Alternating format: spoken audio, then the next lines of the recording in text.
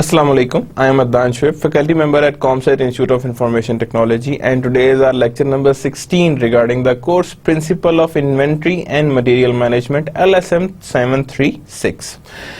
Today we are going to complete our chapter जो हमने पिछले लेक्चर में स्टार्ट किया था, हाफ कवर अप किया था, that is related to purchasing and supply chain. किससे रिलेट करा था? वो परचेजिंग एंड सप्लाई चेन से रिलेट करा था।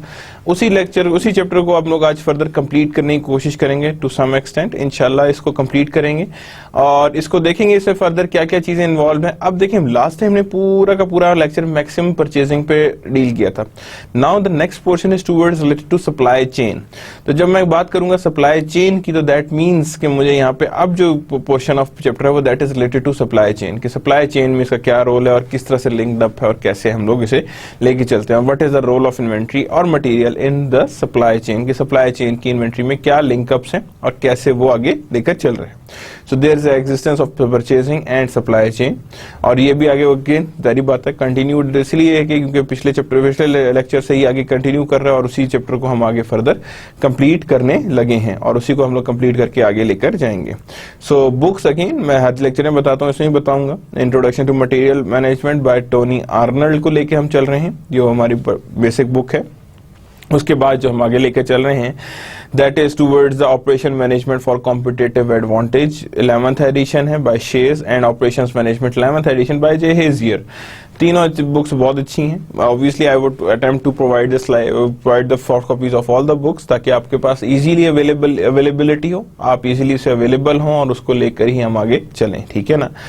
तो today we are going to start with the purchasing supply chain. क्या क्या चीजें इसके अंदर इन्वॉल्व होंगी, what are the items that are the part of this thing, we are going to see it further.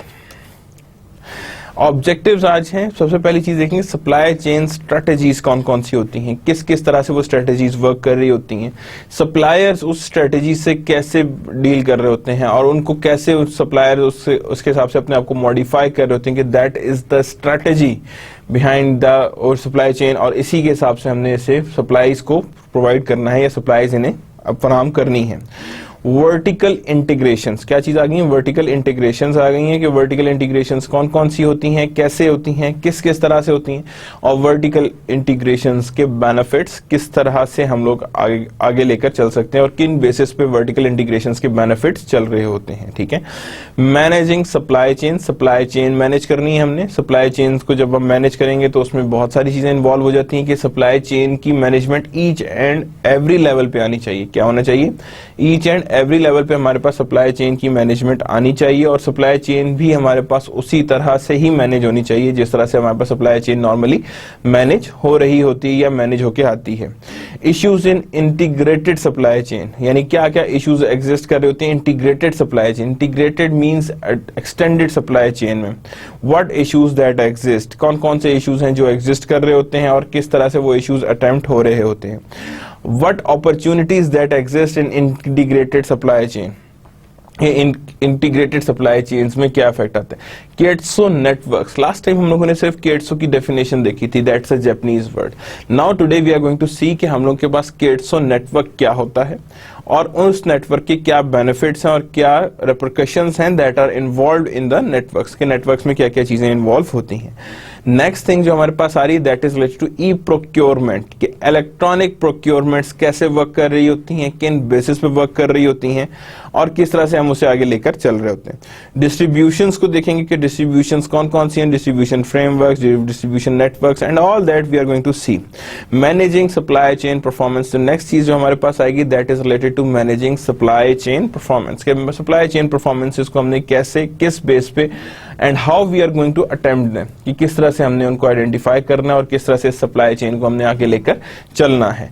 So that is the case, that is the today's agenda you can से, जिसके ऊपर हम लोगों ने देखना है। ये स्कीमा है जिसके ऊपर हम लोगों ने आज सारा डिस्कशन आज के दिन की लेक्चर की सारी इस पे ही होगी, कि सप्लाई चेन स्ट्रेटेजीज क्या हैं, सप्लायर्स के क्या मोटिव्स होते हैं उसको लेते हुए, वर्टिकल इंटीग्रेशंस क्या हैं, मैनेजिंग सप्लाई चेन्स क्या हैं, issues in integrated supply chains कौन कौन से, opportunities in integrated supply chain क्या है, केट्सो नेटवर्क कौन सा होता है, हमने लास्ट टाइम जिसकी हमने सिर्फ डेफिनेशंस को देखा था, और अब जो देख रहे हैं हम देख रहे हैं that is towards the e procurement के ई प्रोक्योरमेंट्स को हमने कैसे लेकर किस तरह से आगे चल रहे हैं। डिस्ट्रीब्यूशंस हैं, डिस्ट्रीब्यूशंस नेटवर्क को देखेंगे, and managing supply chain performance के मैनेजिंग सप्लाई चेन परफॉर्मेंस को देखेंगे कि सप्लाई चेन की परफॉर्मेंस कैसे किस तरह से और कैसे मैनेज होके आगे चलती है। सो मूविंग फर्दर आगे चलते हैं और देखते हैं इसमें क्या क्या चीजें इन्वॉल्व हैं। पहली बात करेंगे सप्लाई चेन स्ट्रेटजीज की, नेगोशिएटिंग विद मैनी सप्लायर्स के। जब हम बात करते हैं सप्लाई चेन स्ट्रेटजी की तो याद रखिएगा we are negotiating with many suppliers, suppliers के साथ नेगोशिएशन होती है। Long term partnering with few supplier, यानी लॉन्ग टर्म पार्टनरिंग है विद फ्यू सप्लायर्स के, फ्यू सप्लायर के साथ पार्टनरिंग है, लॉन्ग टर्म के साथ देखेंगे और फ्यू सप्लायर्स के साथ ही रखेंगे। यानी यह नहीं होता कि रोज रोज हम लोग अपना सप्लायर बदल रहे हैं या रोज रोज कुछ कर रहे हैं। तो long term partnering with few suppliers exist कर रही होती है कि लॉन्ग टर्म पार्टनरिंग कर रहे होते हैं और लॉन्ग टर्म पार्टनरिंग के बाद ही हम उसे आगे लेके चल रहे हैं। देखें जो भी सप्लायर होता है ना, जैसे आप कहते हैं ना यार इससे सामान लिया था, अगली दफा भी इंशाल्लाह इससे ही लेंगे, सामान अच्छा दिया था, फिर you don't go with up, you start getting loyal with this supplier, यानी उस सप्लायर के साथ आप लॉयल होने की कोशिश करते हैं कि यार इस सप्लायर से हमने लॉयल रहना है, इस सप्लायर से मैंने लॉयल क्योंकि इसने अच्छा सामान दिया था, and that loyalty leads to the long term relationships के, यानी वो लॉयल्टी जो है वो आपको लॉन्ग टर्म रिलेशनशिप की तरफ लेके चल पड़ती है कि ये हमारे पास लॉन्ग टर्म है और उसके हिसाब से हमारे पास रिलेशनशिप्स को लेकर आगे चल पड़ती है। वर्टिकल इंटीग्रेशंस का मतलब ये है कि हमने इसे वर्टिकली इंटीग्रेट कर जाएं, यानी कि इन अदर वर्ड्स हम लोग इस चीज को खुद ही बनाना शुरू हो जाएं। That is a part of the supply chain, के सप्लाई चेन में आप कर सकते हैं ये। किएटसोस में क्या क्या स्ट्रेटेजी है कि किएटसो में अब देखेंगे कि कैसे नेटवर्क बना सकते हैं, जिसमें हम लोग ये देख रहे होते हैं कि हाँ जी सप्लायर्स को हम लोगों ने कैसे मैनेज करना है और किस तरीके से हम उसे आगे लेके आ सकते हैं। Virtual companies that use supplier on an as needed basis, यानी वर्चुअल कंपनीज हैं जो तब सप्लायर को जब मांगती हैं जब उन्हें सप्लायर्स की रिक्वायरमेंट होती है या जब वो सप्लायर्स को चाह रही होती है कि that supplier should be a part of it, यानी सप्लायर्स को इनका पार्ट होना चाहिए, ये सप्लायर इसमें होने चाहिए। तो that means virtual companies that uses supply on an as needed basis, यानी कि मतलब है supply that use suppliers on and as needed basis, यानी on and as needed basis जो यूज की जाते हैं। तो virtual companies that uses suppliers on and as needed basis के, एज नीडेड बेसिस के हिसाब से वो चल रहे होते हैं या जो चीजें हमारे पास आइडेंटिफाई हो रही होती हैं। So that is the case जब हम बात करते हैं कि यार हमने सप्लायर्स को कैसे और किन बेसिस पे ही मेजर करना है, किन बेसिस पे आइडेंटिफाई करना है। So these are the supply chain strategies. क्या ये हमारे पास सप्लाई चेन स्ट्रेटेजीज हैं और सप्लाई चेन स्ट्रेटेजीज इसी तरह ही और इन बेसिस पे ही वर्क कर रही होती हैं। मैनी सप्लायर्स की जब बात करते हैं, मैनी सप्लायर्स का मतलब ये commonly used for commodity products. Commodity products की जब भी बात करते हैं उसके सप्लायर्स बहुत ज्यादा एग्जिस्ट कर रहे होते हैं इन द मार्केट्स, क्योंकि उनके पास होती है ऑप्शंस होती हैं सप्लायर्स की, and they have lots of options related to suppliers, ठीक है ना। Purchasing is typically based on prices, और जब बहुत सारे सप्लायर्स होते हैं कमोडिटीज की तो वहां पे परचेजिंग नॉर्मली बेस कर रही होती है आपके टोटल प्राइसेस पे, कि जो आपकी प्राइसेस होंगी उसी की बेस पे हम आगे लेकर चल रहे होंगे और वही हमें गाइड कर रहे होंगे कि हमने कौन से सप्लायर्स को लेकर चले और कौन से सप्लायर्स को हम लेकर आगे ना चले, because that is the guiding force. क्या होती है वो हमारे पास एक तरह से गाइडिंग फोर्स होती है कि हमारे पास गाइडेंस किस तरह से आनी है और किन बेसिस पे आनी है गाइडेंस, और उसी के हिसाब से हम उसे आगे लेकर चलेंगे। Suppliers compete with one another. अब याद रखना जैसे हमारे पास कंपटीशन होता है तो सिर्फ सप्लायर्स के पास भी कंपटीशन होता है कि वो हमारे पास कैसे और एक दूसरे से कंपीट करें और एक दूसरे से ऑर्डर को विन करें। क्या करें वो अपने आप को एक दूसरे के ऑर्डर को विन करें, और जब वो एक दूसरे के ऑर्डर को विन करने की बात करते हैं तो definitely they must compete with each other, यानी वो एक दूसरे से फिर compete करने की भी बात करते हैं। Supplier is responsible for technology। किससे responsible होता है? For technology, expertise, forecasting, cost, quality and delivery, यानी these things are related to supplier के। supplier इसको गाइड कर रहा होता है। मुझे ये बताएं, जो हम लोग बहुत बड़े बड़े रेस्टोरेंट्स देख रहे होते हैं या आप कोई भी देख लें, refreshment centre, saver foods, whatsoever, कोई भी एग्जांपल ले लें, कराची की स्टूडेंट बिरयानी ले लें या इस्लामाबाद का सेवर ले लें या व्हाटसोएवर कहीं पे भी ले लें, कैसे ये मेंटेन करते हैं? Suppose if you are running like this business, आप पता लगा जी आपने बिरयानी की डेग जो है पता लगा 100 डेग बना के रख ली कि हाँ जी कल इतनी की सेल हुई थी, आज भी इतनी करनी है। उसमें से अगर 15% या 20% या 50% सिर्फ यूज होती है, बाकी नहीं यूज होती, क्या करेंगे? तो इसका मतलब है फोरकास्टिंग तो वो लोग भी कर रहे हैं, राइट? क्योंकि अगर फोरकास्टिंग नहीं करेंगे तो वो अपने सप्लाई चेन को कैसे मैनेज करेंगे? और अगर क्योंकि इनके गुड्स तो कंप्लीटली पेरिशेबल है, तो अगर ये फ्रीजर में रखेंगे तो क्वालिटी मैटर करेगी, लेकिन आप चाहे रात को जाएं चाहे सुबह जाएं क्वालिटी रिमेन्स द सेम। ये करते क्या हैं, दैट इज द केस। तो याद रखिएगा इनकी फोरकास्टिंग एक्यूरेसी थोड़ी सी एक्यूरेट होती है। हाँ, जाया जरूर होता है, मैं ये नहीं कहता कि 100% ही एक्यूरेट होती है या 100% ही बिल्कुल सही चलती है, उसमें कोई एरर नहीं आता, नहीं, कुछ ना कुछ जाया जरूर होता है, बट इनकी forecasting near to their expectations आती है, यानी कि जो इनकी जो नियर टू एक्चुअल्स आते हैं, यानी नियर टू रियलिटी आती है, कि जितनी भी फोरकास्टिंग आएगी वो नियर टू रियलिटी होगी या नियर टू एक्सपेक्टेशंस ही होगी। तो जब नियर टू एक्सपेक्टेशंस होंगी तो उसी के हिसाब से हम उसे आगे लेके चलेंगे, ठीक है। तो इसीलिए वहां पे भी आपको देखना पड़ता है कितना सप्लाई रखनी, कितनी बेस रखनी, और उनमें वो सप्लाई से चीज भी लेते हैं। For example, if there is an holiday, कुछ रेस्टोरेंट्स चाहेंगे कि हमारी सेल्स ज्यादा होगी, लेकिन हमें पता है कुछ ऐसे रेस्टोरेंट्स होंगे या जो छोटे मोटे रेस्टोरेंट होंगे वहां पे सेल कम होगी, बिकॉज जिस दिन छुट्टी है वहां आपको दोपहर को जो लोग खाना खाने आएंगे वो दोपहर को नहीं आएंगे, बिकॉज दैट आर जॉबियंस, तो जॉबियंस तो नहीं आएंगे। तो इसी तरह सेवर फूड्स को भी पता होता है कि दोपहर को इस दफा इस वक्त रश नहीं होगा, because there is something different, the जॉबियंस आर नॉट बीइंग देयर, कि जॉबियंस नहीं है और जॉबियंस के बगैर ही सारी चीजें चल रही हैं। इसका मतलब है suppliers compete with one another, कि सप्लायर एक दूसरे के साथ कंपीट करते हैं। Supplier is responsible for technology, expertise, forecasting, cost, equality and delivery. और फिर सप्लायर इस चीज की भी होता है कि हाँ जी किस टाइम फोरकास्ट करनी है, और अगर हमारे पास मटेरियल वापस आया तो then what we have to do, यानी फिर हमें क्या करना पड़ता है, फिर हमें किस तरह से आइडेंटिफाई करना पड़ता है और कैसे हमें आगे लेकर चलना पड़ता है। So supplier is responsible for technology, expertise, forecasting, cost, quality and delivery. Cost, quality and delivery हर चीज इसमें इन्वॉल्व होती है और उसी के हिसाब से हमने उसे आगे लेकर चलना होता है और आइडेंटिफाई करके ही आगे लेकर चल रहे होते हैं। So these are the things when we talk about a supplier और when we talk about a cost, quality और a company, whatsoever we can say. So these things हमें यहाँ पे देखना पड़ता है कि सप्लायर्स में क्या चीजें इन्वॉल्व हैं। फ्यू सप्लायर्स की बात करें, buyers forms longer term relationships with few suppliers. अब जब आपके पास फ्यू सप्लायर्स हैं तो आप उससे लॉन्गर टर्म बनाने की कोशिश करते हैं ताकि वो आपके साथ रहे, आपके साथ अटैच्ड रहे। बिकॉज जब आप बात करते हैं कि फ्यू सप्लायर्स की, तो आपके साथ उसको लॉन्ग टर्म रिलेशनशिप रखना पड़ता है। क्या रखना पड़ता है? Long run relationship. Create value through economies of scale and learning curve improvement. और उस सप्लायर के थ्रू ही आप क्या करते हैं? इकोनॉमीज ऑफ स्केल अचीव करने की कोशिश करते हैं एंड लर्निंग कर्व इंप्रूवमेंट की कोशिश करते हैं। ठीक है, create value through economies of scale and learning curve improvement. किसकी तरफ जा रहे होते हैं? Learning curve improvement. तो create value through economies of scale and learning curve improvement के लर्निंग कर्व इंप्रूवमेंट के साथ साथ हम इसे आगे लेकर चल रहे होते हैं। Suppliers more willing to participate in JIT programme. सप्लायर्स क्या होते हैं? They are more willing to participate in JIT programmes. के सप्लायर्स जो हैं वो ज्यादा विलिंग होते हैं participate in JIT programmes and contribute design and technological expertise, यानी कि ताकि वो अपने पास भी एक डिजाइन और टेक्नोलॉजिकल एक्सपर्टीज को जगह दे सकें या बना सकें या इसको हम फर्दर एक्सटेंशंस की तरफ लेकर जा सकें। तो create value through economies of scale, यानी इकोनॉमीज ऑफ स्केल जनरेट करने की कोशिश करते हैं एंड लर्निंग कर्व इंप्रूवमेंट्स, यानी कि हम क्या करते हैं? लर्निंग कर्व इंप्रूवमेंट्स की तरफ चल रहे होते हैं कि हमने उसे लर्निंग कर्व को कैसे, किस तरह से और किन बेसिस पे लेकर आगे चलना है।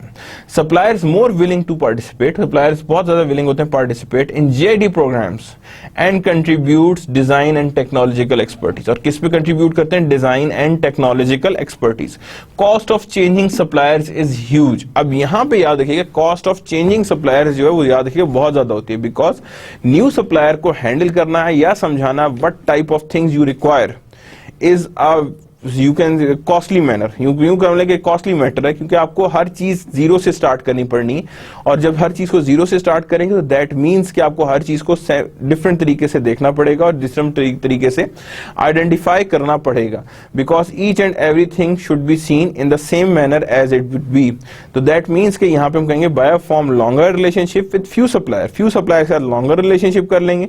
Create value through economies of scale, क्या इकोनॉमीज ऑफ स्केल अचीव करने की कोशिश करेंगे and and learning curve improvement, और साथ ही हम क्या लेके आएंगे, लर्निंग कर्व इंप्रूवमेंट्स को। किसको लेके आएंगे, लर्निंग कर्व इंप्रूवमेंट्स को। Supplier can not more willing to participate in JIT programme, क्योंकि उनको इसका बेनिफिट ये होता है कि उनकी एक्सपर्टीज और डिजाइन इनपुट्स जो है वो आपको मिल जाती हैं, ताकि आपको उसमें एक्सपीरियंस हो जाता है कि कौन सी चीज कैसे बननी है और किस तरह से आइडेंटिफाई होनी। Cost of changing supplier is always be huge, because switching cost of supplier is always be high, because आपको नई आइडिया, नया सप्लायर क्या करे, what design, what type of need you have और व्हाटसोएवर यू हैव, वो वहां पे फिर काउंट नहीं होता या काउंटेबल फॉर्म में नहीं आता कि आप कहें कि हाँ जी इसमें काउंट भी हो रहा है और काउंटेबल फॉर्म में नजर आ रहा है। So that is known to be the cost of changing supplier is huge, कि cost of changing of supplier जो है वो हमेशा ज्यादा होती है या ज्यादा एक्सटेंड तक चलती है। वर्टिकल इंटीग्रेशन, जब हम बात करते हैं वर्टिकल इंटीग्रेशन की तो याद रखिएगा एग्जांपल्स ऑफ वर्टिकल इंटीग्रेशन क्या होती है, रॉ मटेरियल आयरन और आप खुद बनाना शुरू करते हैं, that is known to be as a vertical integration. अब जब बात करते हैं वर्टिकल, वर्टिकल का मतलब है स्ट्रेट, हॉरिजॉन्टल इंटीग्रेशंस भी होती हैं, वर्टिकल इंटीग्रेशंस भी होती हैं, दोनों केसेस होती हैं। लेकिन अभी जो हम यहाँ डिस्कस करने लगे हैं वो सिर्फ और सिर्फ वर्टिकल इंटीग्रेशंस डील करने लगे हैं कि वर्टिकल इंटीग्रेशंस कैसे वर्क करती हैं और किन बेसिस पे वर्क करके आगे चल रही हैं। वर्टिकल इंटीग्रेशंस में क्या आ रही है, रॉ मटेरियल सप्लायर्स हैं।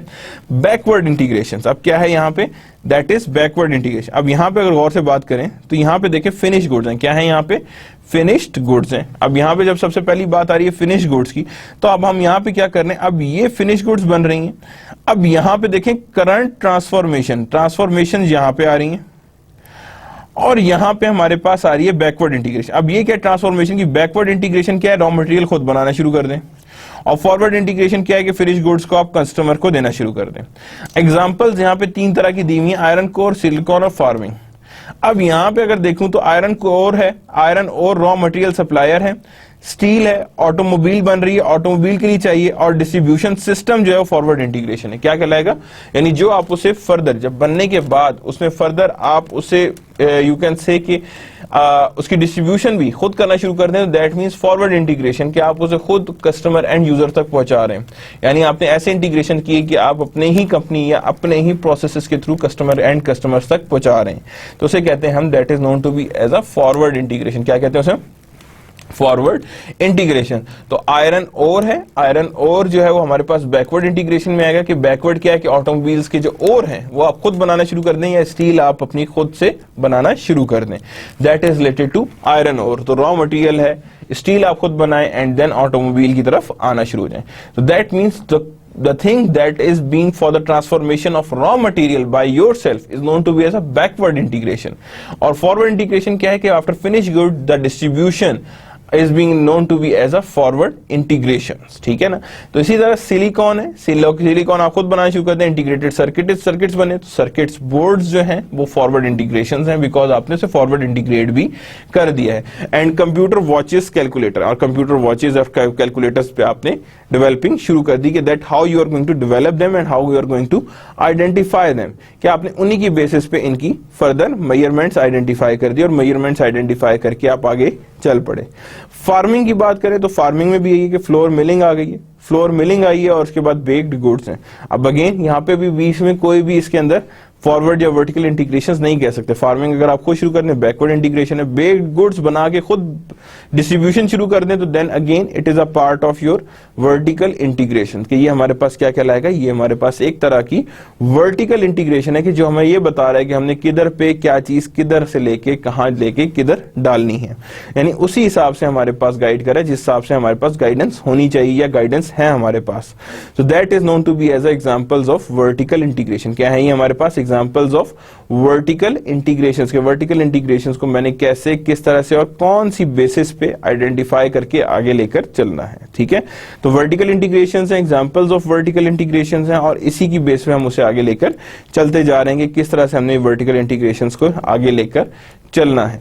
So that is the case when we talk about a vertical integration. तो अगर इसकी आगे फर्दर एग्जांपल्स भी हैं, आयरन की एग्जांपल देखी हमने, सिलिकॉन की एग्जांपल देखी और फार्मिंग की एग्जांपल देखी, यानी हमने ये तीनों एग्जांपल्स देखी हैं साथ साथ, और वर्टिकल इंटीग्रेशंस भी हमने साथ साथ ही आइडेंटिफाई की कि हमने किस तरह से इन वर्टिकल इंटीग्रेशंस को साथ लेकर आगे चलना है, that how we are going to see them and how we are going to identify them, तो दैट इज वर्टिकल इंटीग्रेशंस। क्या कहलाएगी ये हमारे पास वर्टिकल इंटीग्रेशंस हैं, और examples of vertical integrations are identified over here. यानी इस तरह से हमारे पास आइडेंटिफाई हो रही है कि वर्टिकल इंटीग्रेशंस की हमारे पास ऐसे आइडेंटिफिकेशंस नजर आ रही हैं।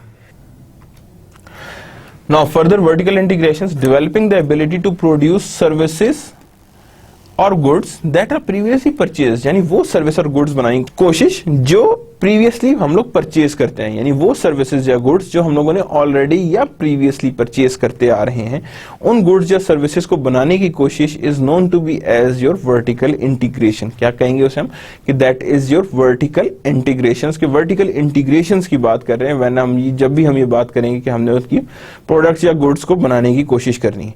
इंटीग्रेशन में be forward towards the customer, यानी इंटीग्रेशंस में be forward towards the customer और बैकवर्ड टूवर्ड्स द सप्लायर। यानी क्या हो गया, इंटीग्रेशन में be forward towards the customer, यानी कस्टमर की तरफ फॉरवर्ड भी हो सकती है, और बैकवर्ड टूवर्ड्स द सप्लायर, यानी और वो बैकवर्ड भी जा सकती है towards the supplier.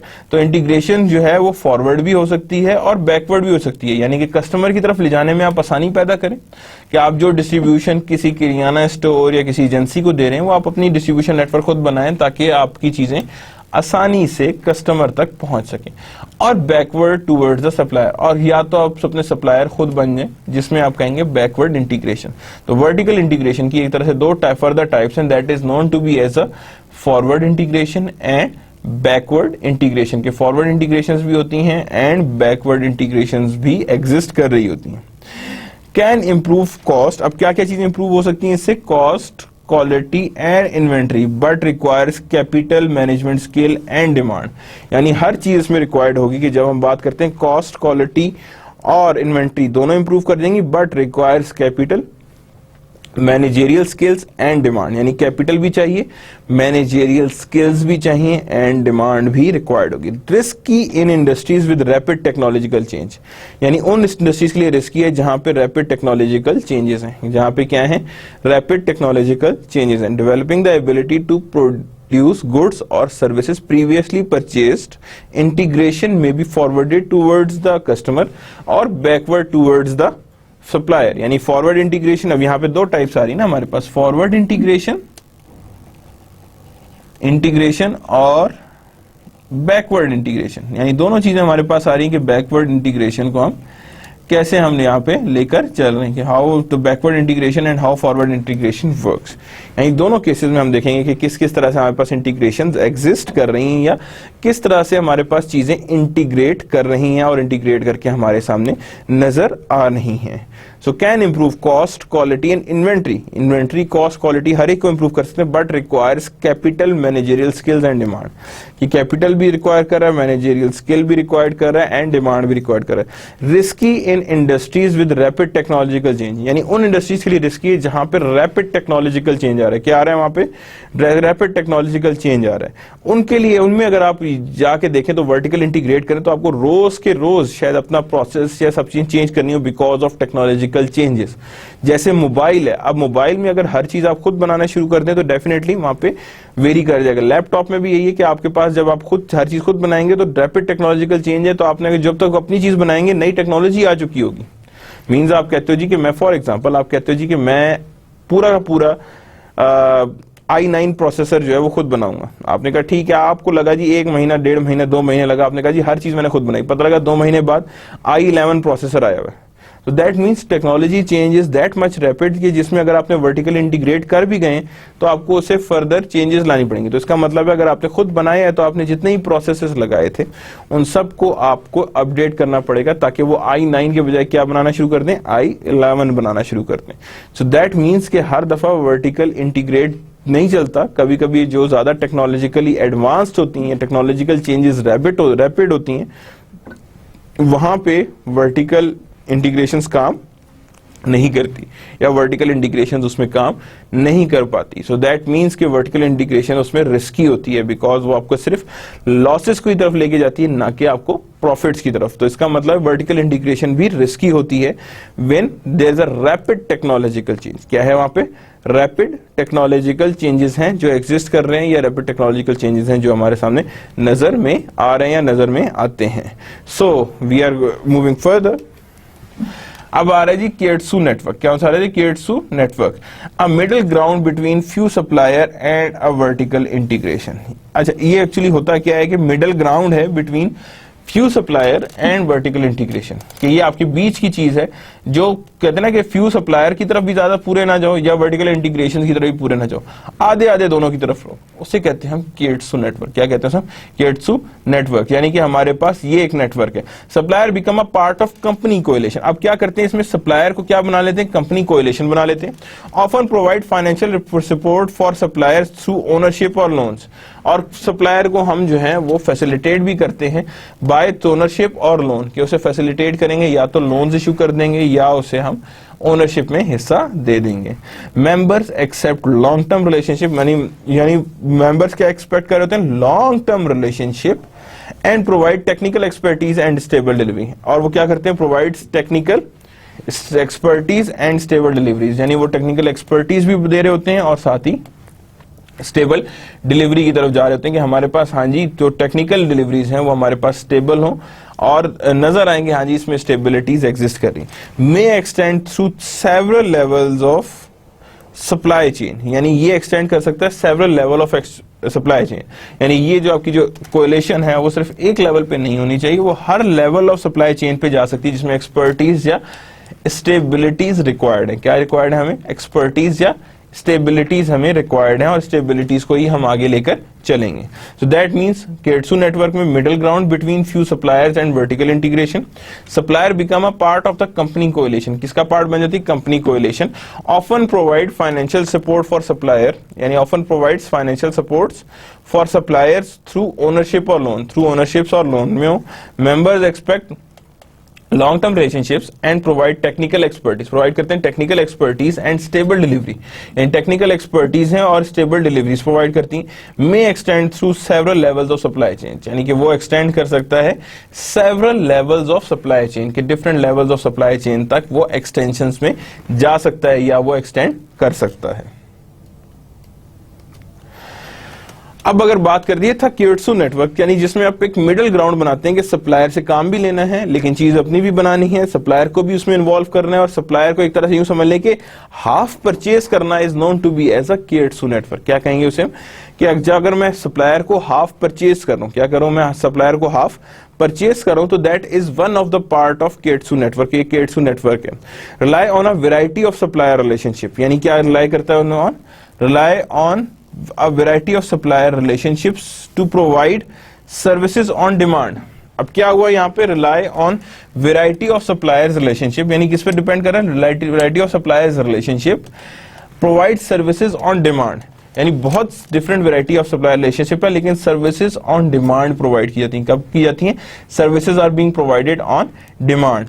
Fluid organisational boundaries, यानी फ्लूइड ऑर्गेनाइजेशनल बाउंड्रीज हैं that allows the creation of unique enterprise, यानी फ्लूइड ऑर्गेनाइजेशनल बाउंड्री का मतलब है कि that can be mould easily, आप जिस टाइप की मर्जी की चीज को शेप दे दें, तो दैट मीन्स वो यूनिक एंटरप्राइजेस को सपोर्ट करते हैं to meet the changing market demand, जो कि हमारी मार्केट डिमांड, जो चेंजिंग मार्केट डिमांड है उसको मीट कर सके। क्या कर सके, जो चेंजिंग मार्केट डिमांड है उसको वो क्या कर सके, मीट कर सके। Fluid organisational boundaries that allow the creation of unique enterprise, किसको, creation of unique enterprises to meet changing market demand. क्या करे, टू मीट करे चेंजिंग मार्केट डिमांड, क्योंकि हमारे पास जो मार्केट डिमांड है वो चेंज होती जाए। तो फ्लूइड ऑर्गेनाइजेशनल बाउंड्रीज हैं that allows the creation of unique enterprise, किसको अलाउ करती है, creation of unique enterprise to meet changing market demand, किसको मीट कर सके, changing market demand. Exceptionally lean profit, अब यहां क्या रहा है, exceptionally lean performance, low capital investment, flexibility and speed, यानी एक्सेप्शनली लीन परफॉर्मेंस होती है, लो कैपिटल इन्वेस्टमेंट रिक्वायर्ड होती है, फ्लेक्सिबिलिटी एंड स्पीड, ये दोनों चीजें आती हैं, यानी these are known to be as a virtual companies, rely on variety of suppliers relationship to provide services on demand, यानी एक कंपनी बना दें और उसका काम क्या होगा, वो सप्लायर्स को सिर्फ मैनेज करे और उसमें से रिलेशनशिप डेवलप करे। उससे क्या होगा, और उसमें क्या होगा कि फर्दर फ्लूइड ऑर्गेनाइजेशन होगी और यूनिक एंटरप्राइज होगी टू मीट चेंजिंग मार्केट, यानी वो अपने आप को मार्केट के हिसाब से चेंज करती जाएगी। क्या करती जाएगी, वो अपने आप को मार्केट के हिसाब से वो चेंज करती जाएगी, एक्सेप्शनली लीन परफॉर्मेंस आएगी। क्या आएगी? Exceptionally lean performance, low capital investment. क्या आएगी इसके अंदर? Low capital investment, flexibility and speed. Low capital investment, flexibility आएगी और स्पीड आएगी इसके अंदर। तो ये सारी चीजें इसके अंदर एग्जिस्ट करती हैं when we talk about a virtual company. किसकी बात करें? अच्छा, लीन परफॉर्मेंस का मतलब है कि बिल्कुल स्टेडी परफॉर्मेंस, ठीक है ना, don't confuse with any other word. Lean performance means steady performance, यानी बड़ी स्मूथ परफॉर्मेंस की तरफ जा रहे होते हैं, यानी स्मूथ परफॉर्मेंसेस को आप आगे लेकर चल रहे होते हैं। तो that is known to be as exceptionally lean performance, low capital investment and flexibility and speed. और साथ ही उसमें क्या है? फ्लेक्सिबिलिटी भी है और स्पीड भी है। Managing the supply chain. अब सप्लाई चेन कैसे और किन बेसिस पे मेजर होती है? There is significant management issues in controlling supply chain involving many independent organisation.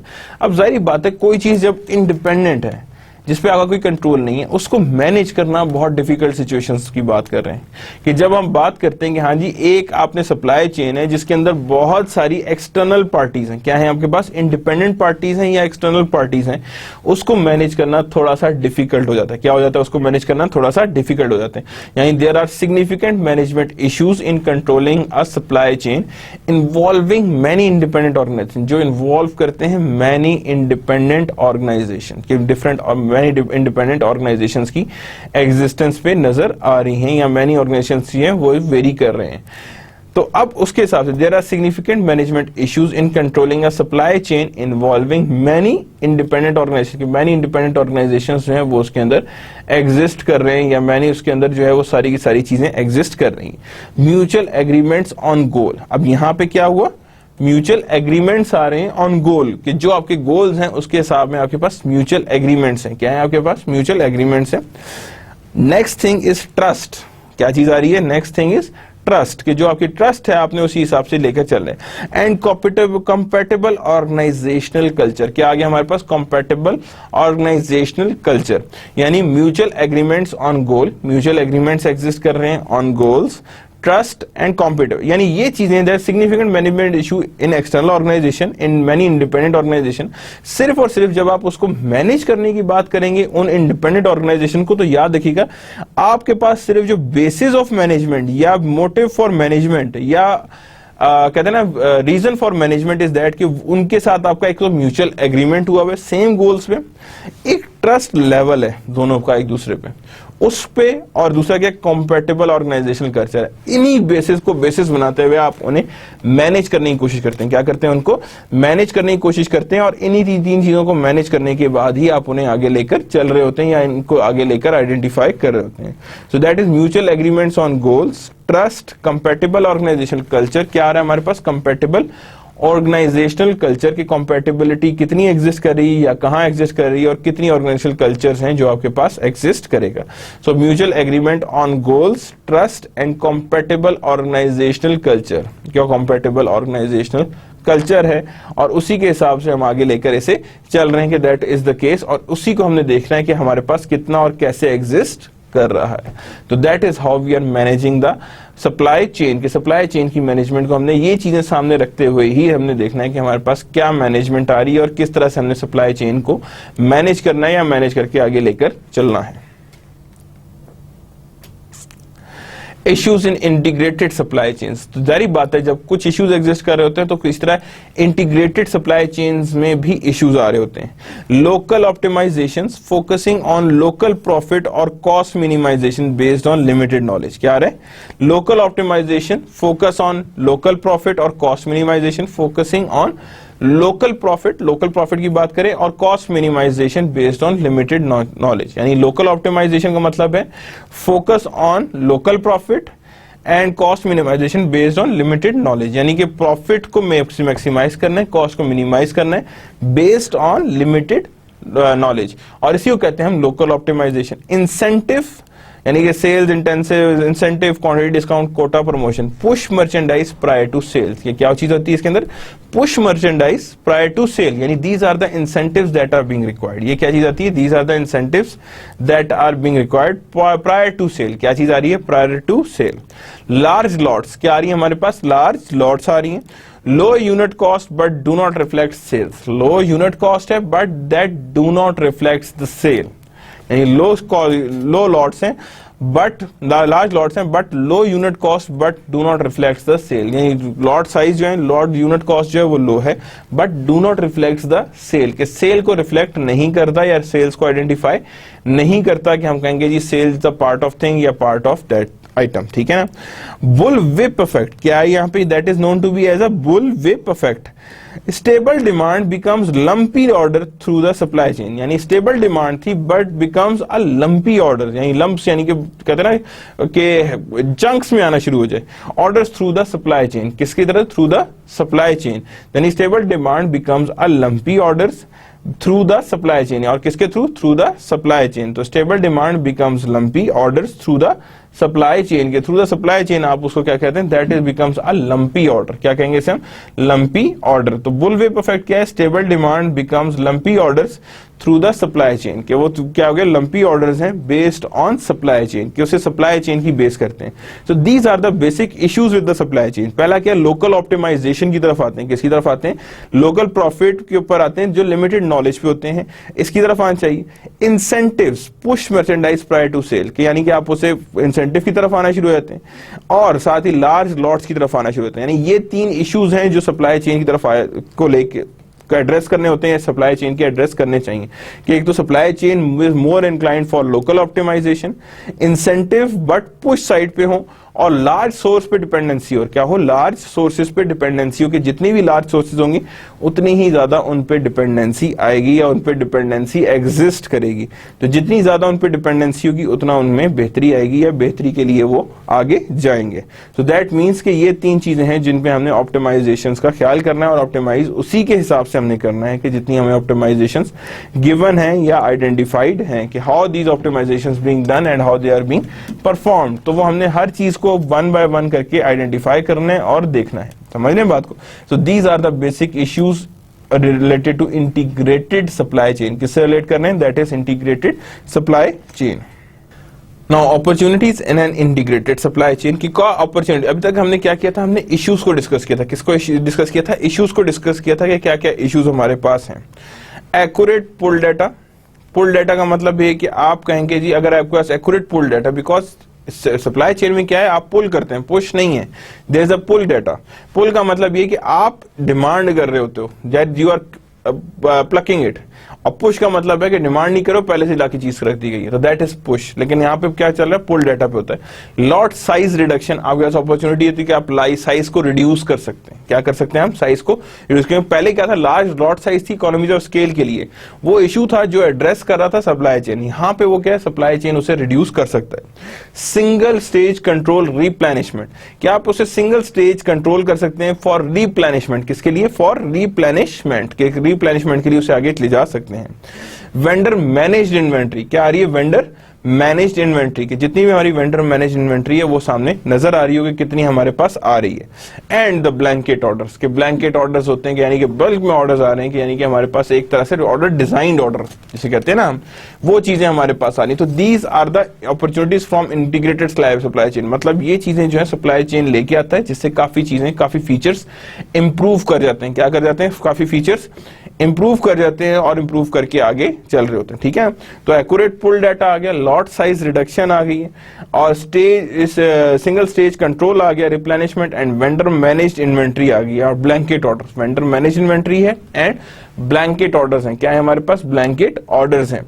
तो these are the things that are known to be as opportunities in an integrated supply chain. क्या है ये opportunities in an integrated supply chain, कि integrated supply chain हमारे पास कितनी है और कैसे एग्जिस्ट कर रही है, that how they exist and how we can manage inventories. तो दैट मीन्स कि यहां पे हम कहेंगे कि these are the items that being seen and that being identified, ठीक है। तो दीज आर द अपॉर्चुनिटीज, और ये हमारे पास आती हैं when we talk about integration of supply chain. किसकी बात करते हैं हम, इंटीग्रेशन ऑफ सप्लाई चेन की बात करें तो हमने इन चीजों को आइडेंटिफाई करना है। अगली चीज आ रही है, अगर फर्दर अपॉर्चुनिटीज हैं, क्या है, स्टैंडर्डाइजेशन। अब जारी बात है, जब मेरे पास सप्लाई चेन बन गई तो मेरे पास एक स्टैंडर्डाइज प्रोसेस बन गया ना। स्टैंडर्डाइज प्रोसेस है, मुझे पता है क्या डॉक्यूमेंटेशंस हैं, क्या चीजें हैं, और किसकी वजह से, पोस्टपोनमेंट, यानी आप एक चीज को आपस में पोस्टपोन भी करा सकते हैं। क्या कर सकते हैं आप? उसे पोस्टपोन करा सकते हैं कि हाँ जी ये चीज बाद में आए लेकिन इसके दौरान हम ये काम कर सकते हैं। So that means delays are possible in certain activity that doesn't lead to the complete delay, जिसके अंदर पूरा complete delay नहीं आता, हाँ to some extent उसके अंदर delays आ जाते हैं, ठीक है ना। Drop shipping and special packaging, अब वहां पे क्या है, drop shipping and special packaging की आपको जरूरत नहीं है because supply chain is managing this one. And pass through facility, जो फैसिलिटी है पास थ्रू उस वो भी आपके पास आना चाहिए कि हाँ जी आपने जब देख लिया तो आगे आपके पास आ रही है, यानी एक मतलब चेन है ना, तो चेन में आता जाएगा, तो चेन का मतलब ये कि एक चीज दूसरी चीज को सपोर्ट कर रही होगी। एंड चैनल असेंबली, और असेंबली जो है वो चैनल्स के थ्रू भी हो सकती है। क्या हो सकती है? चैनल्स के थ्रू भी आपके पास असेंबली आ सकती है और असेंबली उसी के हिसाब से वेरी भी कर सकती है और उसी के हिसाब से हम उसे चैनल को यूज भी कर सकते हैं। That means that can be used easily, so that is known to be as a channel assembly, कि ये हमारे पास क्या है, एक तरह से चैनल असेंबली में ही इनकॉर्पोरेट हो रहा है। रेडियो फ्रीक्वेंसी टैग्स, अब यहां पे क्या है, रेडियो फ्रीक्वेंसी टैग्स कैसे लगाए जाते हैं, किन बेसिस पे क्या है और उनका फ्रीक्वेंसी काम क्या है, कीपिंग द शेल्फ स्टॉक्ड, और उनका काम क्या है, कीपिंग द शेल्फ स्टॉक्ड, यानी कि आपके शेल्फ तो हैं वो सारे के सारे क्या आ रहे हैं, भरे नहीं, उनमें कोई भी चेंजेस ना आए और उनमें कोई भी चेंजेस एग्जिस्ट ना करे। Supply chain work smoothly when sales are steady, यानी सप्लाई चेन तब तक वर्क अच्छा करता है but often break down when confronted by a sudden surge of demand. अब यहां क्या हो रहा है, मतलब supply chain work smoothly when sales are steady but often break, ये ब्रेक भी करती है when confronted by sudden surge in demand, कि sudden changes in demand जो होगी वो इस सप्लाई चेन को ब्रेक भी करती है। रेडियो फ्रीक्वेंसी RFID, ये काफी ज्यादा प्रोडक्ट्स पे होता है RFID tag, can change that by providing real time information, यानी कि वो पूरी रिसर्च डिमांड को चेंज भी कर सकता है by real time information. For example आपके शेल्फ पे 100 चीजें पड़ी थी जिन पे RFID टैग थे, वो टैग निकलते गए आखिरी 10 रह गए, तो आपके पास एक अलार्मिंग सिचुएशन आएगी ना कि हाँ जी इतनी जल्दी मेरे पास से इतने प्रोडक्ट्स चले गए, यही बात है। तो जब आपके पास एक इंफॉर्मेशन आ रही है कि मेरे पास से इतने प्रोडक्ट्स चले गए, तो दैट मींस टू से कि आपके पास एक इंफॉर्मेशन जनरेट हो गई कि हाँ यार इतनी इंफॉर्मेशन है कि ये वाली चीज मेरे पास से चली गई है और ये चीज अगर दोबारा आएगी तो वो इस बेसिस पे आएगी। किस बेसिस पे आएगी? रियल टाइम इंफॉर्मेशन के ऊपर आएगी। तो आपके पास जब अगर रियल टाइम इंफॉर्मेशन पहुंच गई कि इस महीने मेरे पास सिर्फ 10 यूनिट बचे बाकी महीने के लिए, तो you start searching for it and you start stimulating the supply chain or what happening in the store shelf। here how the system works in a Procter and Gamble। अब ये जो नीचे एग्जांपल दी हुई है किसकी दी हुई है? Procter and Gamble की दी हुई है कि Procter and Gamble में कैसी चीज चलती है। Special promotion cause Walmart shoppers to snap up boxes of Pampers Baby Dry। क्या हुआ? स्पेशल प्रमोशन आई है किस पे? Pampers Baby Dry पे।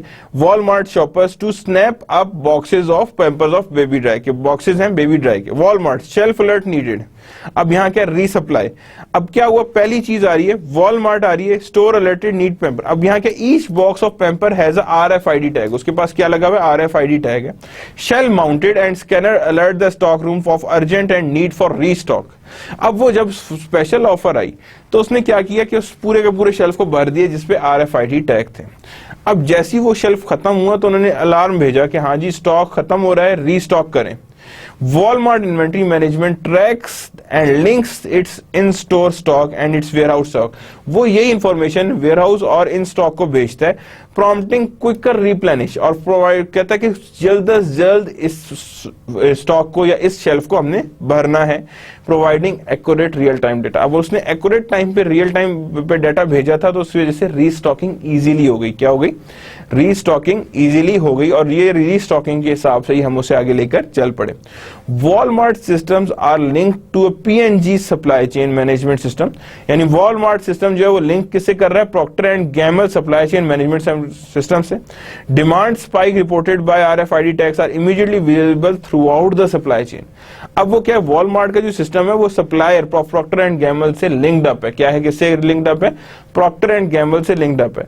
तो उन्होंने जो RFID के खत्म होने की जो इंफॉर्मेशन थी उसने जाके सीधा का सीधा जाके विजिबल ऑन सप्लाई चेन, जो सप्लाई चेन को मैनेज करने का सिस्टम है उस पे अपलोड कर दी, जिसने क्या हुआ कि वहां से सबको विजिबल हुआ इंक्लूडिंग प्रॉक्टर एंड गैम्बल। अब उसमें क्या हुआ कि जैसे उनके पास इंफॉर्मेशन पहुंची तो पीएनजी वाले का जो लॉजिस्टिक्स था वो हरकत में आ गया। And the software track it's truck and GPS locator, और उसने जाके देखा कि इसका ट्रक कहां पहुंचा और किधर है। And track their contents where of RFID readers. Regional manager can reroute truck to fill urgent needs, और उसने कहा जी ये जो ट्रक जहां भी जा रहा है, जिसको भी सप्लाई की जा रहा है, इसको मोड़ो and move it to the Walmart. किसको तरफ ले जाएं? उसे वॉलमार्ट की तरफ ले जाएं, ताकि वॉलमार्ट उसे अपने हिसाब से एडजस्ट करा सके, यानी एडजस्ट करा के आगे ले जा सके, ठीक है ना। PNG supplier also use RFID tags and readers on their raw material, यानी कि वो रॉ मटेरियल पे भी RFID टैग्स को ही देख रहा होता है। Giving PNG visibility several tiers down and the supply chain and giving supplier to an ability to accurately forecast demand, और वो एबिलिटी भी देता है to accurately forecast the demand and production, कि वो एक्यूरेटली फोरकास्ट करे डिमांड को भी और प्रोडक्शन को भी। किसको करे? एक्यूरेटली फोरकास्ट करे डिमांड को भी और प्रोडक्शन को भी एक्यूरेटली रिकॉर्ड करे। सो that means PNG suppliers also use RFID tags and readers on their raw material, giving PNG visibility several tiers down to supply chain and giving suppliers the ability to accurately forecast demand and promotion, ताकि वो accurately forecast कर सकें demand and promotions को, कि demand and promotions accurately forecast हो सकें। So that's how the radio frequency tags works, ठीक है ना। अब इसी में देखें तो यहाँ पे आप पिक्टोरल फॉर्म में भी देख सकते हैं क्या हुआ यहाँ पे।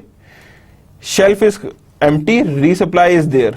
अब वॉलमार्ट था तो रीसप्लाई के लिए उन्होंने कहा कि वॉलमार्ट डिस्ट्रीब्यूशन सेंटर, वहां तक भी इंफॉर्मेशन पहुंच गई। उन्होंने कहा ठीक है जी। Warehouse alert needed for Pampers को भी पहुंच गया, और उधर की तरफ से यहाँ पे सारी जैसे जीपीएस को पहुंचा उसने रीसप्लाई करके यहाँ भेज दिया। और PNG सप्लायर्स जो हैं वो भी यहाँ पे उसी हिसाब से वर्क करना शुरू हो गए कि हाँ जी पैम्पर्स की रिक्वायरमेंट बढ़ गई है। So that's how the radio frequency tags works, यानी इस तरह से रेडियो फ्रीक्वेंसी टैग्स जो है वो वर्क करते हैं या आइडेंटिफाई होके आगे चलते हैं। So that is known to be as a radio frequency tags, के radio frequency tags in basis पे वर्क करते हैं और इन बेसिस पे वर्क करके आगे चल रहे होते हैं। So that's how the radio frequency tags normally have their own variability, और व्हाट यू कैन से कि इनके ऊपर एक स्पेसिफिकली जो टैग्स आ रहे होते हैं वो किस तरह से या किन बेसिस पे आइडेंटिफाई हो रहे होते हैं और कैसे आइडेंटिफाई हो रहे होते हैं और किस तरह से आइडेंटिफाई किए जाने चाहिए।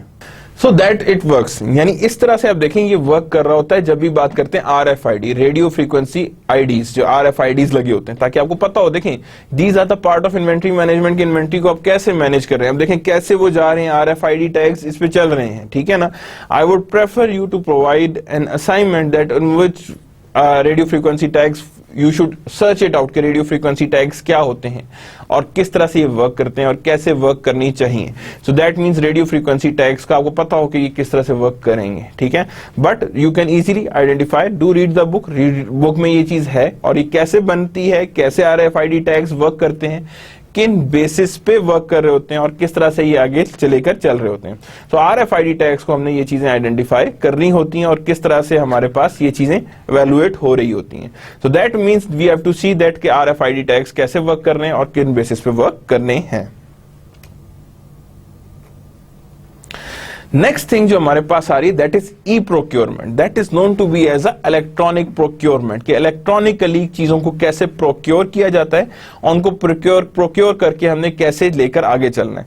Uses the internet to facilitate purchasing, uses the internet to facilitate purchasing, यानी ई प्रोक्योरमेंट है तो using the internet to facilitate purchasing के, परचेजिंग के क्या फैसिलिटेशन है यानी प्रोक्योरमेंट है, और ये फैसिलिटेशन परचेजिंग की तरफ ही चल रही है। Electronic ordering and funds transfer, क्या चीज आती है, electronic ordering and funds transfer, के फंड्स ट्रांसफर कैसे आ रहे हैं। इलेक्ट्रॉनिक डाटा इंटरचेंज, क्या चीज आ गई हमारे पास, इलेक्ट्रॉनिक डाटा इंटरचेंज, EDIs जिसे हम कहते हैं। एडवांस शिपिंग नोटिस, क्या चीज आ रही है हमारे पास, advance shipping notice. Uses the internet to facilitate purchasing, use क्या कर रहे हैं हम लोग, इंटरनेट को कर रहे हैं टू फैसिलिटेट परचेजिंग, परचेजिंग को फैसिलिटेट करें।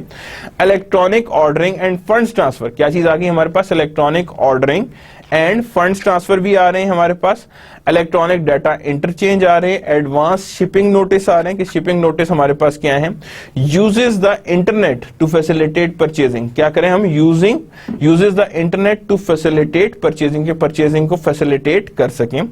Electronic ordering and funds transfer, क्या कर सकते हैं हम, electronic ordering and funds transfer की तरफ जा सकते हैं, इलेक्ट्रॉनिक डाटा इंटरचेंजेस आ सकते हैं, EDIs and advance shipping notice. क्या चीज आ सकती है हमारे पास? Advance shipping notice. Uses the internet to facilitate purchasing, पहला काम क्या है हमारा? Uses the internet to facilitate purchasing. Electronic ordering and funds transfer, electronic ordering भी आ रही है और फंड्स ट्रांसफर भी आ रहे हैं। इलेक्ट्रॉनिक डाटा इंटरचेंज, के इलेक्ट्रॉनिक डाटा इंटरचेंजेस भी एग्जिस्ट कर रही हैं, एंड एडवांस शिपिंग नोटिस भी आ रहे हैं या एडवांस शिपिंग नोटिस भी एग्जिस्ट कर रहे हैं। तो these are the known to be as a parts of e procurement. क्या है ये? हमारे पास पार्ट हैं किसके? ई प्रोक्योरमेंट के। ई प्रोक्योरमेंट हमने ऐसे करना है। तो uses the internet to facilitate purchasing, electronic ordering and funds transfer, के इलेक्ट्रॉनिक ऑर्डरिंग भी आ रही है और फंड्स ट्रांसफर भी आ रही है। And next is the electronic data interchanges, EDIs भी आ रहे हैं एंड एडवांस शिपिंग नोटिस भी आ रहे हैं। क्या आ रहे हैं हमारे पास? एडवांस शिपिंग नोटिस भी आ रहे हैं। तो electronic data interchange and advance shipping notice, these are the part of it. और यही हमारे पास देख रहे होते हैं कि हमने इन्हें किस तरह से और किन बेसिस पे आइडेंटिफाई करके हमने आगे लेकर चलना है। तो यहां पे हम इनको वन बाय वन देख रहे हैं। इलेक्ट्रॉनिक डाटा इंटरचेंज आ रहा है, एडवांस शिपिंग नोटिस इसका पार्ट है या एडवांस शिपिंग नोटिस के साथ ही अटैच होके चल रहे होते हैं। तो that is what we known to be as a e procurement. ठीक है ना, कि यानी कि हमने इंटरनेट से फैसिलिटेट करना है परचेसिंग को और electronic ordering and funds transfer करने, कि ऑर्डर भी इलेक्ट्रॉनिक हो, फंड्स ट्रांसफर भी इलेक्ट्रॉनिक हो और परचेजिंग हो ही इलेक्ट्रॉनिकली, यानी और उसके अंदर क्या चीज आएगी? ईडीआईज यूज की जाएंगी और एडवांस शिपिंग नोटिस भी इसका पार्ट बनेंगे। उसके बाद आ रही ई प्रोक्योरमेंट ऑनलाइन कैटलॉग्स। क्या चीज आ रही है हमारे पास? Online catalogues. के ऑनलाइन कैटलॉग्स कैसे डेवलप हो रहे हैं और किन बेसिस पे डेवलप हो रहे हैं? Online catalogues provided by vendors. अब वो भी क्या होंगे? पीडीएफ फॉर्म में ऑनलाइन ही आपको नजर आ रहे होंगे। कैटलॉग्स पब्लिश्ड बाय इंटरमीडियरीज, कौन पब्लिश करेगा? पब्लिश्ड बाय इंटरमीडियरीज या इंटरमीडियरीज में जो एग्जिस्ट कर रहे होते हैं। ठीक है ना। एक्सचेंजेस प्रोवाइडेड बाय बायर्स, कौन एक्सचेंजेस प्रोवाइड कर होता है? बायर्स प्रोवाइड कर रहे होते हैं एक्सचेंजेस के। एक्सचेंजेस जो है वो बायर्स ही आ रहे थे कि जो आपको फर्दर एक्सचेंजेस प्रोवाइड करेंगे, यानी एक्सचेंजिंग ऑफ गुड्स और currencies that are being provided by buyers. Internet trading exchange, health care products GX हैं, examples the retail goods GNX हैं, defence and aerospace Exostar star हैं, food beverage and consumer products ट्रांसोरा.com है, steel and metal products metal site है, and hotel एवेंड्रा.com है। Internet trading exchange जो क्या करते हैं? स्पेसिफिकली ट्रेडिंग एक्सचेंज में वर्क कर रहे होते हैं। क्या कर रहे होते हैं? ट्रेडिंग एक्सचेंज में वर्क कर रहे होते हैं। ई प्रोक्योरमेंट की बात करते हैं ऑक्शंस की, कि ऑक्शंस हमारे पास क्या है? Maintained by buyer sellers and intermediates, यानी ऑक्शंस क्या हो सकती है? Maintained by buyer sellers and intermediates, के बायर सेलर्स और इंटरमीडिएट्स इनको मैटर कर रहे होते हैं। लोअर बैरियर एंट्रीज और बैरियर्स टू एंट्री होते हैं, यानी प्रोक्योरमेंट्स में ऑक्शंस में आपके बैरियर्स टू एंट्रीज लो होते हैं, इजीली कोई भी आ सकता है। ठीक है। Increase in potential number of buyers, और पोटेंशियल नंबर ऑफ बायर्स भी इंक्रीज इसमें कर जाते हैं या इंक्रीज करते हैं या इंक्रीज फॉर्म में नजर more buyers are being there for the when potential buyers are being there, क्योंकि सारे के सारे ऑक्शन में बायर्स नहीं होते, वन इज द बायर, बाकी पोटेंशियल बायर्स होते हैं, those who are willing to buy. उसके बाद आ रहा है जी RFQ, यानी can make request for the for records of RFQ less costly, यानी कि जो हमारे पास RFQs होते हैं उसको लेस कॉस्टली करने होते हैं, that is real funding of courts, यानी कि कोर्ट्स की जो रिक्वायरमेंट्स हैं। इंप्रूव सप्लायर सिलेक्शन, किसको इंप्रूव करते हैं? सप्लायर सिलेक्शन को। और रियल टाइम इन्वेंट्री ट्रैकिंग की तरफ, किसी तरफ जा रहे होते हैं? रियल टाइम इन्वेंट्री ट्रैकिंग के। जो हमारे पास रियल टाइम इन्वेंट्री है उसको हमने कैसे और किन बेसिस पे ट्रैक करना है, कैसे और किन बेसिस पर हमने उन्हें ट्रैक करना है और ट्रैक करके आगे लेकर आना है। The next is the vendor selection, क्या चीज आ गई? Vendor selection. Critical vendor evaluation आएगी। क्रिटिकल डिसीजंस, क्या चीज आ रही? क्रिटिकल डिसीजंस है। फाइंड पोटेंशियल वेंडर्स, क्या चीज आ गई? फाइंड पोटेंशियल वेंडर्स आ रहे हैं। Determine the likelihood of them becoming good supplier, यानी वेंडर इवैल्यूएशंस आ रही हैं। क्रिटिकल डिसीजंस में क्या रहा है वेंडर की बिहेवियर। फाइंड पोटेंशियल वेंडर्स, के पोटेंशियल वेंडर्स में क्या उसकी फाइंडिंग्स हैं। Determine the likelihood of them becoming a good supplier. Vendor development आ रहा है, क्या चीज आ रही है हमारे पास? वेंडर डेवलपमेंट आ रही है कि वेंडर को कैसे, अब वेंडर में सबसे पहले ट्रेनिंग आ गई है, इंजीनियरिंग एंड प्रोडक्शन हेल्प आ गई है। एस्टैब्लिशेस पॉलिसीज एंड प्रोसीजर, क्या आ गया? Establishing policies and procedure. तो वेंडर डेवलपमेंट आ गई है, ट्रेनिंग आ गई है, इंजीनियरिंग आ गई and establishes a policies and procedure कि हम लोग एस्टैब्लिश करें पॉलिसीज को भी और प्रोसीजर्स को भी फॉलो करें कि हमने कैसे और किस तरह से वेंडर की सिलेक्शंस करनी है। उसके बाद जो आ रही है negotiation, that is a very important thing when we talk about vendor selection. Cost based pricing model अभी बात की थी हमने, कॉस्ट बेस्ड प्राइसिंग मॉडल हमारे पास आ गई। Supplier open book to purchases, market based price model, क्या चीज आ गई, मार्केट बेस्ड प्राइस मॉडल आ गई। और next thing is competitive bidding, क्या चीज आ गई, competitive bidding, used for infrequent purchases but may make establishing long term relationship difficult. Used for infrequent purchases, किसके लिए यूज होती है, infrequent purchases but may make establishing long term relationship difficult, जो आपके पास long term relationship को difficult करते हैं या difficult level पे लेकर जाते हैं। तो competitive bidding है, used for infrequent purchases but may make establishing long term relationships difficult, कि जो long term relationships है उसको difficult करने की कोशिश की जाती है या long term relationships को difficult कर दिया जाता है। तो that means cost based price model, market based price model and competitive bidding, कि जो हमारे पास competitive biddings करते हैं या competitive bids जो हमारे पास एग्जिस्ट कर रही होती हैं। वेंडर इवैल्यूएशंस करते हैं, क्राइटेरिया क्या है वेंडर इवैल्यूएशन का, आप देखिएगा engineering research innovation skill, weights हम कहेंगे 20, 15, 5, 10, अरे को वेट दिया, टोटल 100% वेट है। स्कोर क्या दिया गया, हाँ जी इसमें सही है, that is a 5 score, that is a 1 to 5। Products and process 4 पे है, डिस्ट्रीब्यूशन डिलीवरी कैपेबिलिटीज 4 है, 2। अब यहाँ पे ये criteria, that is the criteria for vendor selection. क्या है ये हमारे पास क्राइटेरिया है for vendor selection. Production process capability कितनी है, डिस्ट्रीब्यूशन को कितना देखेगा, क्वालिटी सिस्टम एंड परफॉर्मेंस कितनी है, facilities financial and managerial strength कितनी है, इंफॉर्मेशन सिस्टम कैपेबिलिटीज कितनी है, प्रोक्योरमेंट्स की इंटीग्रिटी कितनी है, एनवायरमेंटल कंप्लायंस एथिक्स कितनी है। यानी ये सारी की सारी चीजें जो क्राइटेरियन है वो इसमें फुलफिल हो रहे हैं और फुलफिल होकर ही आगे चल रहे हैं। तो वेट्स हमारे पास ये हैं, स्कोर्स इतने। अब जब वेट्स और स्कोर्स को मिलाएंगे तो हमारे पास जो टोटल बनेगा क्राइटेरिया, कहेंगे जी हमने that is the criteria of 3.9, यानी out of 5 the score is 3.9, कि थ्रू स्कोर कितना है, दैट इज 3.9। तो यहाँ पे आ गया जी इंजीनियरिंग रिसर्च इनोवेशन स्किल्स आ गए हैं, प्रोडक्शन आ रही है, क्वालिटी सिस्टम्स आ रहे हैं एंड इंटीग्रिटी, यानी each and every items being selected, और उसी के हिसाब से देख रहे हैं कि हम क्राइटेरिया पे कितना ज्यादा और कितना अच्छे तरीके से लाई कर रहे हैं, that how it is being laid and किस तरह से वो आगे फर्दर चल रहा है। Logistic management objective is to obtain efficient operation through the integration of all material acquisition, यानी objective क्या है, to obtain efficient operations through the integration of all material acquisition, movement and storage activity, यानी objective is क्या है, to obtain efficient operations, क्या है efficient operations through the integration of all material acquisition, movement and storage activities is a frequent candidate for outsourcing, यानी क्या है ये logistic management जो है फ्रीक्वेंट कैंडिडेट किसका होता है, आउटसोर्सिंग का। Allows competitive advantage to be gained through reduced cost and improved customer services, यानी प्रोडक्शन क्या कॉम्पिटेटिव एडवांटेज कैसे आने, रिड्यूस्ड कॉस्ट और इंप्रूव्ड कस्टमर सर्विस से, किससे आने, reduced cost and improved customer service से। डिस्ट्रीब्यूशन सिस्टम्स की बात करते हैं, trucking moves the vast majority of manufacturing goods, सारी बात है ट्रक यूज किया जाता है। चीफ एडवांटेज इज फ्लेक्सिबिलिटी, यानी चीफ एडवांटेज इज फ्लेक्सिबिलिटी, के जहां मर्जी आप ट्रक को भेजने जिस लेवल पे भेजने, तो that is a flexibility. Rail road capable of carrying large loads, little flexibility, क्योंकि वो एक अपने ट्रैक पे ही चलेगी और कहीं नहीं जाएगी, तो that is a distribution system gap, you can say that. Air freight fast and flexible for the light load, may be expensive exist करता है, बिकॉज जारी बात है वो एक्सपेंसिव होगा, तो दैट बार द डिस्ट्रीब्यूशन मुश्किल में आएगी। देन वाटरवेज, जारी बात है शिपमेंट भी कर सकते हैं, टिपिकली यूज फॉर बल्कि लो वैल्यू कार्गो, और उसमें use when shipping cost is more important than speed, यानी जो शिपिंग कॉस्ट है वो ज्यादा इंपॉर्टेंट है देन स्पीड। अगर मैं स्पीड की तरफ देखूं तो जारी बात है वो मुझे कम लगे कम है, लेकिन हमारे पास इंपॉर्टेंस क्या है कि आपके पास शिपिंग कॉस्ट या उसकी शिपिंग कॉस्ट जो है वो कम होनी चाहिए, उसकी ज्यादा ना हो।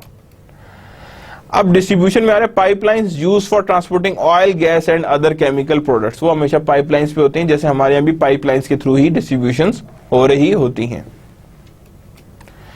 थर्ड पार्टी लॉजिस्टिक्स भी एग्जिस्ट करते हैं। Outsourcing logistics can reduce cost and improve delivery reliability and speed, यानी जब भी आउटसोर्सिंग करेंगे वो कॉस्ट रिड्यूस कर देती हैं, इंप्रूव कर देते हैं डिलीवरी रिलायबिलिटी एंड स्पीड, यानी डिलीवरी को इंप्रूव करते हैं, रिलायबिलिटी को एंड स्पीड को भी इंप्रूव करती है। Coordinate supplier inventory with delivery service, यानी कोऑर्डिनेट करता है supplier inventory and delivery service को। Many provides warehousing assembly, testing, shipment and customs. Many provides warehousing assembly, testing, shipment और कस्टम्स, यानी टेस्टिंग और शिपमेंट्स और कस्टम्स इनको हमेशा इवेल्युएट करते हैं।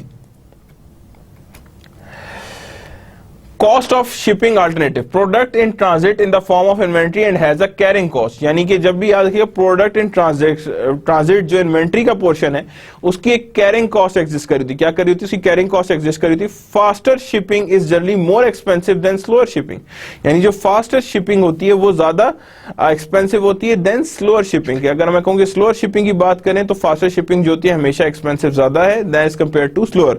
The same is the case, aeroplane के थ्रू शिपिंग ज्यादा कॉस्टली एज कंपेयर टू क्या नाम है waterways. We can evaluate two cost to better understand the trade-off. दो कॉस्ट को भी evaluate कर सकते हैं to better understand the trade-off, कि हमारे पास ताकि पता लग जाए कि what is meant by trade-off and how it works. Value of connector, अब यहां पे क्या है जी, वैल्यू ऑफ कनेक्टर्स कितनी है जी, यहां पे आप गौर से देखें तो 1750, holding cost 40% of this. Second carrier is 1 day faster, $20 more expensive. Daily cost of holding product क्या है जी, annual holding cost into product value into this. Holding cost क्या 40% है और यहां पे कितना क्या 1750 डिवाइड बाय 365, तो हमने कहा जी पर डे कितना आ रहा है 1.92, डेली होल्डिंग कॉस्ट इतनी आ रही है। Since cost is less to hold the product 1 day longer than it does not faster its shipping. अब यहां पे क्या है जी 1.2 है, अब यहां पे 1 day फास्टर आ रहा है। एक दिन के हम कितने पे कर रहे हैं 120, लेकिन यहाँ पे होल्डिंग कॉस्ट कितनी आ रही है 1.92, तो जाहिर बात है अगर मैं एक दिन पहले लाने या एक दिन फास्टर लाने के लिए मुझे होल्डिंग कॉस्ट कितनी पड़ रही है 1.92 पड़ रही, तो एक दिन अगर मेरे पास लेट भी पहुंच जाए तो मेरे पास तो कॉस्ट 1.92 ऊपर पड़ेगी ना। लेकिन अगर मैं एक दिन जल्दी मंगाना चाहूं तो उसमें मेरे पास क्या होगा $20 एडिशनल, तो यानी इसका मतलब मुझे कितने का नुकसान है $18.08 का मुझे नुकसान है। तो इसका मतलब है आई वुड प्रेफर कि मेरे पास लो स्पीडी हो, मैं ज्यादा स्पीडी की तरफ नहीं जाएंगे कि शिपिंग अल्टरनेटिव्स की जब हम बात करेंगे कि हमारे पास शिपिंग अल्टरनेटिव्स क्या क्या हैं। Logistics, securities and ITs. Borders are becoming more open in the US or all around the world, यानी कि सारी जगह पे ही हो रहा है। Monitoring and controlling stock moving through supply chain is more important than ever. Monitoring and controlling through supply chain is becoming more important. New technologies are being developed that allows close monitoring and storage condition, जो close monitoring भी कर रहे हैं और storage conditions को भी improve करने की तरफ लेकर जा रहे हैं। Measuring supply chain performance, supply chain performance क्या है जी, लीड टाइम हमें गिवन है कितना है जी, बेंचमार्क फॉर टिपिकल फॉर्म इतना है, बेंचमार्क कितना है, time spend on placing order 42 minutes, यहाँ 15 मिनट्स है, परसेंटेज ऑफ लेट डिलीवरी 33% है, 2% है, और यहाँ पे परसेंटेज रिजेक्टेड मतलब 1.5 या 0.01 फॉर्म में, and number of shortages per year 400 है, यहाँ 4 है। तो मेजरिंग सप्लाई चेन, अब यहाँ पे अगर कहूँ तो ये सप्लाई चेन बहुत बुरी है and that is the best one, कि benchmark is right, supply chain की मैनेजमेंट बहुत बुरी बिकॉज एरर्स भी आ रहे हैं, लेट भी हो रहा है एंड शॉर्टेजेस भी आ रही हैं। Measuring supply chain performance, asset committed to inventory, percentage invested in inventory, कितने परसेंट आपने इन्वेस्टमेंट कितनी किसमें की हुई है, इन्वेंट्री में की हुई है। अब इन्वेंट्री की परसेंटेज की बात करूं, टोटल इन्वेस्टमेंट यानी total inventories divide by total asset, तो मैं कहूंगा जी इन्वेंट्रीज कितनी है 11.4 मिलियन की, टोटल एसेट है 44.4 बिलियन, कितने हैं 44.4 बिलियन की। तो जब मैं इसकी परसेंट निकालूंगा तो कितनी आ रही है 225% आपकी इन्वेस्टमेंट किसमें है, इन्वेंट्री में पड़ी, किसमें पड़ी है, इन्वेंट्री में आपकी इन्वेस्टमेंट पड़ी है। उसी के हिसाब से investment as a percentage of inventory, manufacturing में कितनी चल रही है 24, होलसेल 34, रेस्टोरेंट 2.9 एंड रिटेल 2.7, यानी inventory as a percent of total asset. तो जारी बात है सबसे लो इन्वेंट्री किसकी, रेस्टोरेंट की डेवलप्ड है। अब इन्वेंट्री टर्नओवर ये बताता है कि आपकी इन्वेंट्री कितनी टाइम्स कन्वर्ट होती है टुवर्ड्स कैश या सेल होती है साल में। तो इसका क्या फॉर्मूला है, cost of good sold to inventory investment. तो अब यहां पे अगर मैं निकालूं तो यहां पे आएगा मेरे पास that is examples. Example of turnover कितना है इसका 15 टाइम्स, 14 टाइम्स, अच्छा टाइम्स में आंसर है 112 time, 90 times, 122 times, 13 times, 150 times. अब यहां पे गौर से देखें तो इसका और इसका that is the higher side of inventory turnover, यानी इन्वेंट्री फौरन सेल हो जाती है या कन्वर्टेड टू यानी कि इन्वर्ट कैश और व्हाटसोएवर यानी फ्रूटफुल हो जाती है कितने times 115 times in a year. अब यहां पे अगर मेजरमेंट की बात करें इन्वेंट्री टर्नओवर की तो नेट सेल्स सीजीएस हमें गिवन है, raw material inventories total given है, टोटल इन्वेंट्री इन्वेस्टमेंट हमारे पास 1.69 है, तो CGS divide by total inventory कर देंगे, क्या कर देंगे CGS divide by total inventory. तो हमारे पास आ रही है यहाँ पे वैल्यूज आ रही है दैट इज सीजीएस 1.69, तो 8.4 टाइम्स क्या आ रहा है यहाँ पे, इसका आंसर किसमें आ रहा है टाइम्स में, कितने टाइम्स हमारे पास इन्वेंट्री आपकी सेल हो जाती है ओवर द ईयर।